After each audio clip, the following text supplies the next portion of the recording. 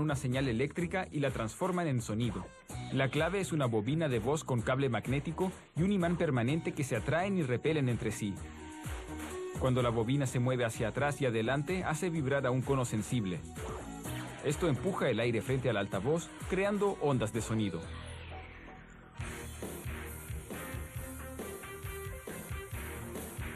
Los altavoces contienen al menos dos combinaciones de imán y conos, conocidos como controladores. Por lo general se localizan al interior de una caja llamada gabinete de altavoz. Para construir la estructura magnética interna, se cortan dos placas de hierro, cada una de 13 milímetros de grosor. Se ponen por separado en un torno. El torneado suaviza y alisa las superficies, eliminando las marcas que dejan las sierras. Luego cortan un pequeño agujero en el centro de una placa y uno más grande en el centro de la otra. Después cortan una pieza de hierro más pequeña y gruesa llamada núcleo y taladran un agujero a través de él. Aplican un pegamento epóxico ultra resistente al núcleo y a la placa trasera, la de agujero pequeño. Pegan y atornillan las piezas debido a que la adherencia debe ser fuerte para soportar la intensa atracción magnética.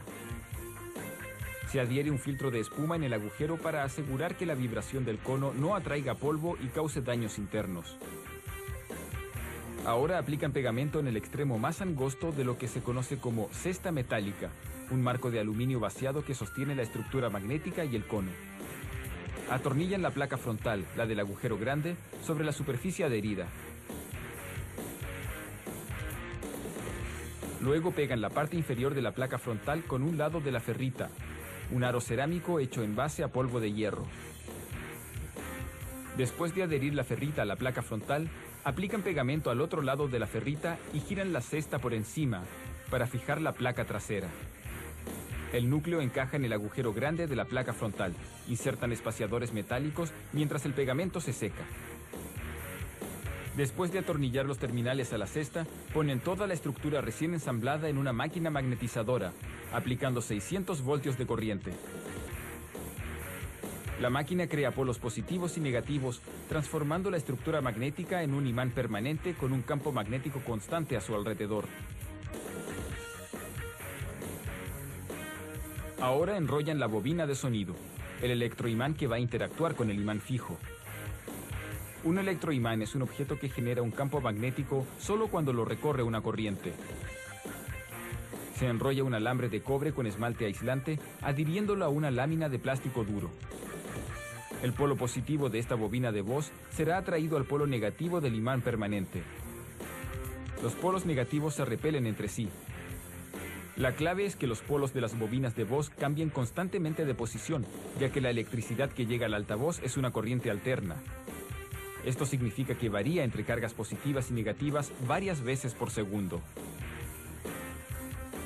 Esto permite que los imanes se atraigan y repelan continuamente entre ellos, provocando que la bobina se mueva rápidamente hacia atrás y adelante.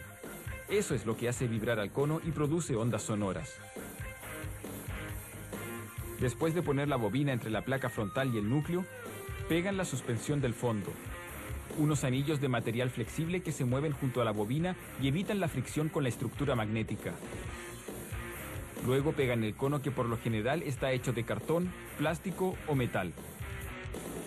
Luego sueldan las conexiones eléctricas. La corriente proveniente del amplificador pasa a través de los cables y llega a los dos terminales. Los cables terminales se unen a los cables de la bobina de voz. Luego de asegurar que los conos se mueven libremente y sin fricción, pegan una capa de cartón rígido para impedir la entrada del polvo. El último paso es practicar una prueba de audio. El altavoz se conecta a una máquina que transmite distintas frecuencias para asegurarse de que los movimientos de la bobina y el cono no se encuentren obstruidos. Luego, una computadora analiza las ondas de sonido que envía al controlador. Los sistemas de altavoces de dos salidas tienen dos controladores en cada gabinete, uno para graves y otro para agudos. El de los graves posee un gran cono que vibra más lento para producir frecuencias bajas. El de los agudos tiene un cono pequeño que vibra rápidamente con las frecuencias altas. Los sistemas de tres salidas poseen un tercer controlador con un cono mediano para los rangos medios.